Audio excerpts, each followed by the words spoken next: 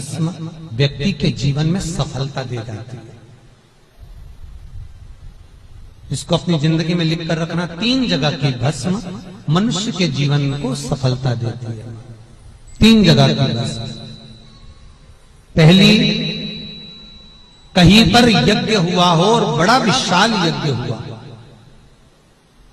बहुत विशाल, उस यज्ञ के विराम पर जो नारियल का गोला बांधकर पूर्ण आहुति में समर्पित करा जाता है, उस गोले के जल जाने के बाद जो राख तैयार होती है, उसका कालापन जो तैयार होता है, उसको उठाकर ले आए और कपड़े में उसको छान कर राख तैयार कर 3-4 बार छानने के बाद उस भस्म को जो शिवरात्रि के दिन रात के समय 12 बजे से 1 बजे के बीच में शिव जी को समर्पित कर देता है और उस भस्म को उठाकर उसमें घी मिलाकर मस्तक पर तिलक लगाकर चले जाता है, वो जिंदगी में कभी हार नहीं सकता, विजय ही पाकर आता है।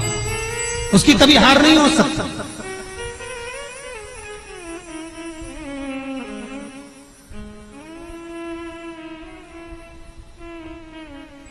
वो कभी हार नहीं सकता। ये जितने राजनेता होते हैं, राजनीति करने वाले, टिकट मिलेगा नहीं मिलेगा, टिकट मिलेगा नहीं मिलेगा, उस मझधार में पड़े रहते हैं।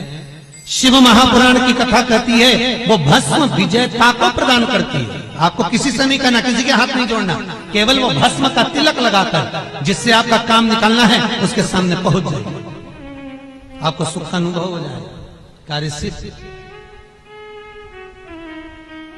तो भस्म इतनी प्रबल होती है। 3 जगह की भस्म। दूसरी भस्म,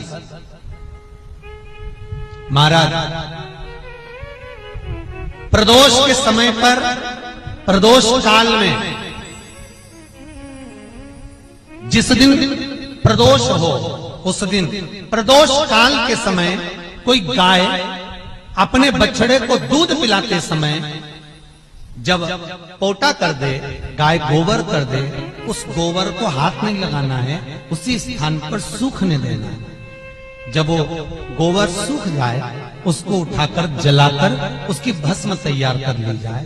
किसी भी प्रदोष पर, किसी भी प्रदोष पर उस भस्म की राख तैयार कर शंकर भगवान को शाम को प्रदोष के काल में, प्रदोष के समय पर शंकर भगवान को एक वस्त्र में लेकर किसी मंदिर में भस्म चढ़ाकर उसी भस्म को उठाकर लेकर आ जाएं और जो दुकान, जो व्यापार, जो फैक्ट्री, जो काम आपका खड्डे में जा रहा है, नहीं चल रहा, बिल्कुल ठप्प होकर पड़ा हुआ है, उस भस्म को केवल दुकान में जाने से पहले दोनों साइड दाता और विधाता का नाम लेकर चढ़ा दी जाए और अंदर प्रवेश कर दिया जाए। अगर कितनी भी खड्डे में फैक्ट्री जा रही होगी, वो अव्वल में चलना प्रारंभ हो जाएगा।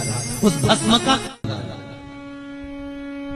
किसी मंदिर में मूर्ति को प्राण दिए जा रहे हो, प्राण प्रतिष्ठा हो रही है,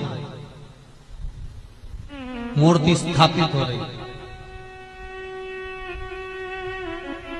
और वहां जो यज्ञ हुआ हो, उस यज्ञ के बाद में पूर्ण विराम पर यज्ञ देवता को एक वस्त्र ओढ़ाया जाता है, लाल वस्त्र। आपने भी देखा होगा, कहीं हवन हुआ होगा तो उस पर लाल वस्त्र घी में भिगोकर मलकर उसको उड़ाया, अग्नि देव। फिर उसके ऊपर दही का प्रक्षालन होता है। तो जो वस्त्र अग्नि देवता को प्राण प्रतिष्ठा के समय पर उड़ाया जाता है, उस वस्त्र की कालोच, महाराज वस्त्र की कालोच लेकर आ जाओ। आंवला नवमी के दिन हाथ की अंगुष्ठ भाग और चीटी उंगली, इन दोनों भाग पर वो कालोच लगाकर आंवला